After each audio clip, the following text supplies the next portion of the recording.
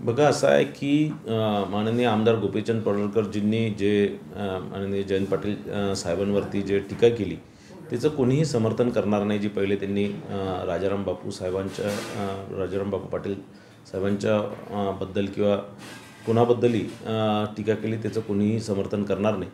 पण मला असं वाटतं की त्यानंतर जे सगळे घटनाक्रम झाले, त्यानंतर ज्या प्रकारचे आंदोलनं किंवा मोर्चे किंवा ज्या प्रकारची खालच्या दर्जाची टीका काही राष्ट्रवादी काँग्रेस पक्षाचे नेते सातत्याने गोपीचंद पडळकरजींवरती करतात आहे, तेही कुठेतरी त्याचंही समर्थन करता येणार नाही।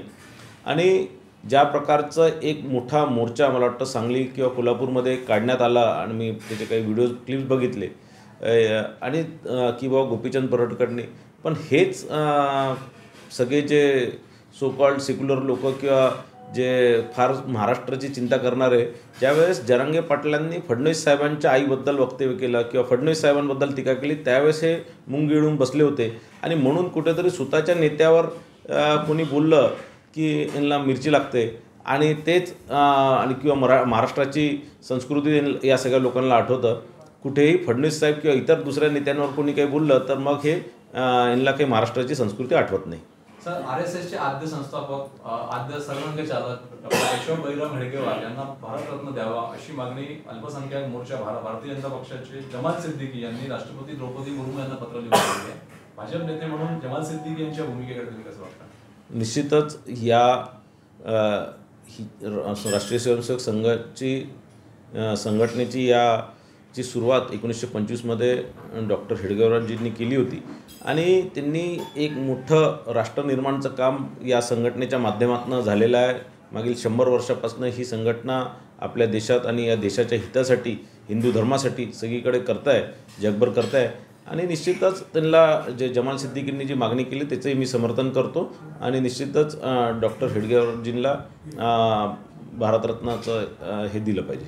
लक्ष्मण हाके यांना वाय+ सुरक्षा देण्यावर वाद निर्माण झाला आहे। मराठा क्रांती मोर्चाने वाय+ सुरक्षा काढून घ्यावी अशी मागणी केली आहे, याचा अन्यथा राज्यभर आंदोलन करू असंही मराठा मोर्चाच्या वतीने सांगितलं। बबनराव तायवाडे आणि बाकी ओबीसी नेते यांना ऑलरेडी सुरक्षा कवच देण्यात आलेलं आहे।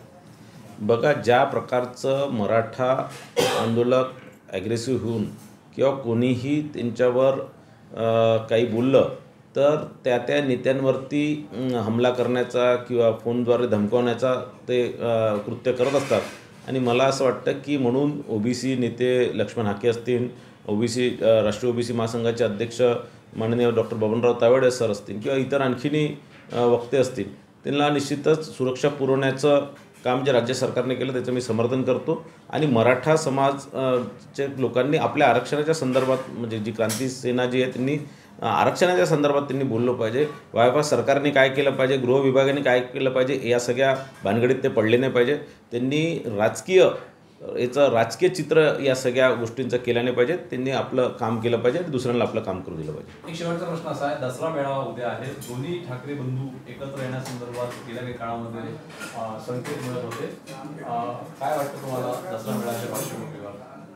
नाही, काय दरवर्षीसारखा दसरा मेळावा त्यांचा होणार। आता ते राज ठाकरेजी आणि उद्धव ठाकरेजी दोघंही मिळून करतील की वेगळं करतील ते मला काही सांगता येणार नाही।